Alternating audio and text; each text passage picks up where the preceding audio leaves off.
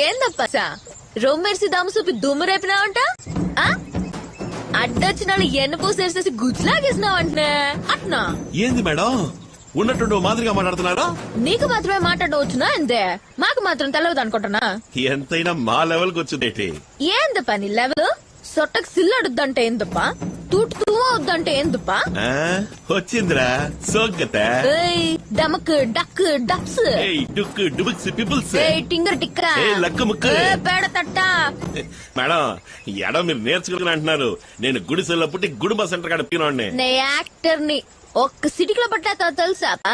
ఆ పట్టు తెలిసిపోలా వదిలేరు కదా ఓ బిట్టు.